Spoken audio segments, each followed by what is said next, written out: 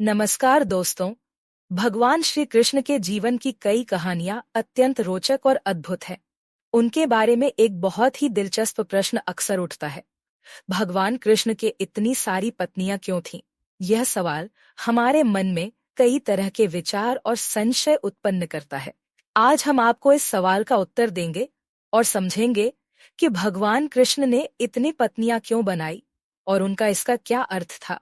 भगवान श्री कृष्ण की शादी की पहली कहानी रुक्मिणी से जुड़ी है, जो एक महान और पुण्यात्मा राजकुमारी थी।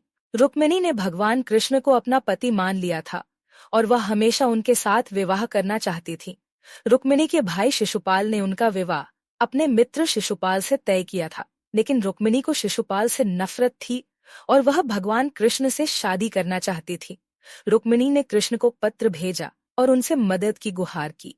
भगवान कृष्ण ने तुरंत उनकी मदद की और रुक्मिणी को शिशुपाल से बचाकर अपनी पत्नी बनाया।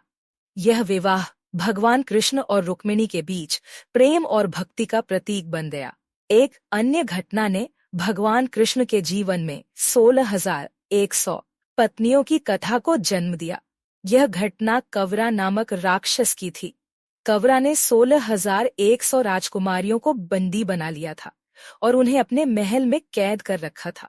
यह राजकुमारियां अत्यंत सुंदर और महान परिवारों से थीं, लेकिन उन्हें इस राक्षस ने अपमानित किया और बंदी बना लिया था। जब भगवान कृष्ण को इस बारे में पता चला, तो उन्होंने अपनी शक्ति का प्रयोग करते हुए कवरा का वध किया और सभी राजकुमारियों को मुक्त कर दिया।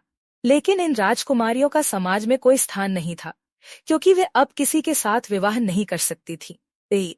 समाज के अन्य लोगों से उनका संबंध टूट चुका था। भगवान कृष्ण ने इन राजकुमारियों के सम्मान की रक्षा करने के लिए उन्हें अपनी पत्नी के रूप में स्वीकार किया। कृष्ण ने उन्हें न केवल एक सम्मानजनक स्थान दिया, बल्कि अपनी शाही जीवन शैली में उन्हें पूरी तरह से सम्मानित किया।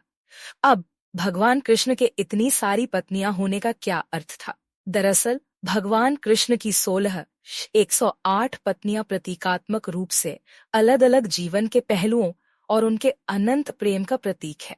यह भी माना जाता है कि यह सारी पत्नियां उनकी भक्तों के प्रति अगाध प्रेम और समाज के सभी वर्गों के लिए सम्मान को दर्शाती है। कृष्ण के विवाहों का एक और गहरा आध्यात्मिक अर्थ है। वह सभी की आत्माओं का उद्धार करते हैं और उनका प्रेम असीमित और निरंतर होता है। जैसे उन्होंने इन 16,100 पत्नियों के प्रति अपना प्रेम दर्शाया, यह भी दर्शाता है कि भगवान कृष्ण का प्रेम किसी विशेष व्यक्ति या स्थान तक सीमित नहीं है, बल्कि वह संपूर्ण सृष्टि के लिए है। यह कहानी हमें यह सिखाती है कि भगवान श्री कृष्ण का प्रेम सार्वभौमिक था और वह सभी प्राणियों के प्रति समान रूप से प्रेम करते थे।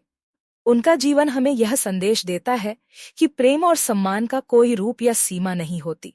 भगवान कृष्ण ने अनेक पत्नियां स्वीकार करके हमें यह समझाया कि उनकी कृपा और प्रेम सभी जीवों पर बिना किसी भेदभाव के है।